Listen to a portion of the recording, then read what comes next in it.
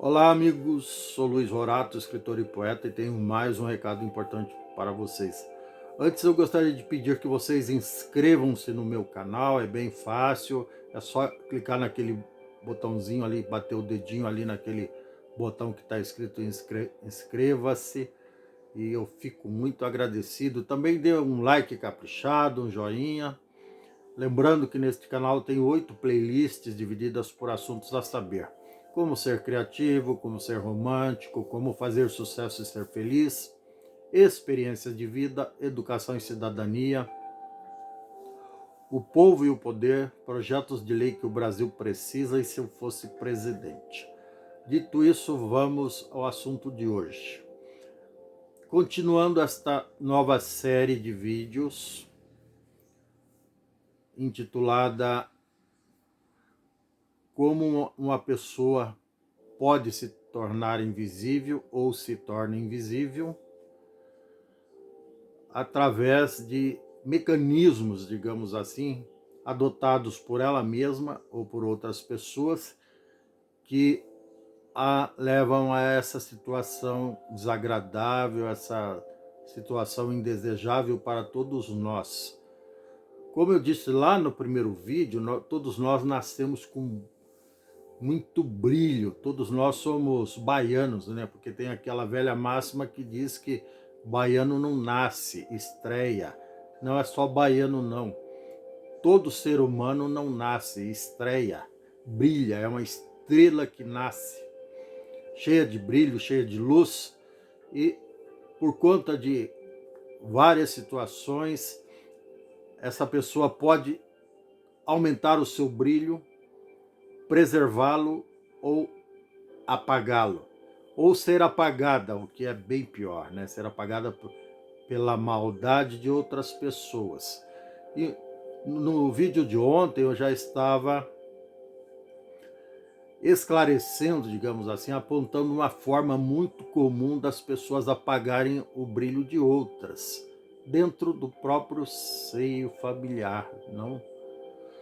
Os próprios pais, pai, mãe e outros responsáveis, tios, tias, avós, avós, sem querer, às vezes sem maldade, por ingenuidade, ignorância, acabam tirando o brilho dos seus filhos, das suas filhas, das suas crianças, daqueles que precisam de incentivo, acabam só recebendo críticas, e pior que isso, pior que críticas, são induzidas a se sentirem culpadas, a desenvolverem um sentimento de culpa desnecessário, exagerado, injusto. Então, isso é muito mal, isso é terrível. Aliás, isso contribui negativamente para o processo de evolução, não só do ser humano, que é vítima dessa situação, como também dos agentes causadores disso, seja pai, mãe, irmãos, colegas de trabalho, patrões, funcionários, cônjuges, marido, mulher, namorado, namorada, noivo, noiva, enfim. Irmãos, irmãs também tem uma carga pesada nisso, mas também por essas pessoas não saberem reagir a esse tipo de situação. Então hoje eu vou tentar trazer algumas formas da pessoa se reagir. Primeiro, ela tem que analisar a situação, reconhecer que não tem culpa de nada, como eu disse no vídeo de ontem. Nós não temos culpa do pecado original do Adão, nem da Eva, nem da cobra, nem da maçã, nem da macieira. Isso é a igreja cristã que tenta incutir isso na cabeça das pessoas, faz um processo de verdadeira lavagem cerebral, atribuindo a nós, que nascemos como crianças inocentes, a culpa de personagens fictícios até lá da Bíblia. Então é o cúmulo do absurdo isso.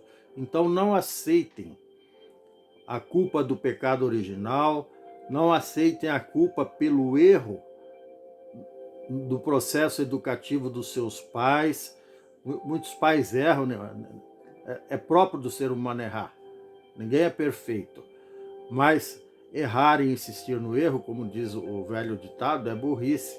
Então, o pai ou mãe que erra dentro do processo de educação dos seus filhos, mais cedo ou mais tarde vai ter que reconhecer, admitir e se retratar e, na medida do possível, até reparar o erro e não ficar apontando o dedo para a parte fraca, que é o filho ou filha, dizendo a culpa foi sua, tentando piorar ainda mais a situação para se livrar da culpa. É muito triste isso, culpar os filhos pelos próprios erros enquanto pais. É triste isso. Então você que é filho ou filha, ou mesmo que é pai ou mãe, que a situação também pode ser inversa, filhos culpando os pais por erros que não são deles, pais que se empenharam ao máximo para dar uma boa educação para os seus filhos, uma boa formação de caráter, mas que esses filhos, por razões adversas, acabaram não assimilando nada ou coisa alguma. Também tem que reagir, filhos e pais vítimas, tem que reagir da seguinte forma. Eu vou dar uns mecanismos bem simples. Primeiro, crie um processo de bloqueio a essas acusações, essas imputações de culpa. Não aceitem, não admitam de forma alguma essas culpas. Não gritando, discutindo, xingando, esbravejando, agredindo, não é dessa forma. Assim, no seu íntimo, para o acusador, digamos assim, diga para ele claramente, com firmeza: escuta aqui, ô cidadão ou cidadã, tem que ter primeiro uma conversa franca, cartas na mesa, pratos limpos. Eu não admito essa culpa por isso, por isso e por isso. E falar isso com firmeza e convicção. E se você tiver dificuldade em ter firmeza e convicção, faça o máximo de esforço possível para ter firmeza e convicção. E mesmo que você demonstre ali, no calor da discussão, a sua firmeza e convicção, mas que lá no fundo, no seu quarto, com a porta trancada, você com seus botões, você com o seu travesseiro, ainda fique duvidando de si próprio, então use o seguinte expediente: repita mentalmente várias vezes: esse erro não foi meu, eu não tenho culpa disso. Aprenda a, primeiro, se livrar dos fardos, dos pesos, das correntes, das pedras da vida, de forma prática e objetiva. Não, eu não assumo isso porque não é minha culpa. Diga isso, repita isso mentalmente ou mesmo falando, para você mesmo ouvir e se convencer. Se for necessário, até na frente do espelho, ou grave vídeos consigo privativamente para você mesmo. Não, eu não sou culpado disso, eu não tenho culpa disso, não foi eu que cometi esse erro.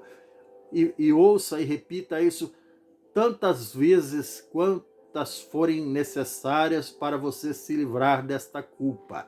É um exercício mental, é um exercício oral importante. Sai bem mais barato que uma terapia. Em última instância, procure ajuda profissional do psicólogo, dependendo da gravidade da situação, do conselheiro sentimental, até de um religioso na igreja que você frequenta, se é que ele vai falar alguma coisa realmente importante. Se ele vai desviar o assunto só para o sobrenatural, também não serve. Já vou deixar isso bem claro. Ele tem que falar do problema psicológico e pessoal, o drama real que você está vivendo, e não que lá depois de morto você vai ser redimido. Isso não interessa, você tem que ser feliz aqui e agora, na Terra. Depois de morto é outra história, é outro patamar, é outra vibe, como diz a rapaziada. Então não é isso que está em discussão, a tua vida espiritual depois da morte. Você tem que ser feliz aqui agora, se livrar das culpas aqui agora e não permitir jamais que ninguém lhe aponte o dedo, lhe imputando culpas que você não tem, com o único intuito perverso e maléfico de apagar o seu brilho. Porque uma luz não se esconde. E você, meu querido, minha querida que está me vendo e ouvindo, nasceu para brilhar. E é isso que você tem que fazer. Brilhar. Então não deixe que ninguém venha lhe apagar, tá bom? É isso. Um grande abraço a todos.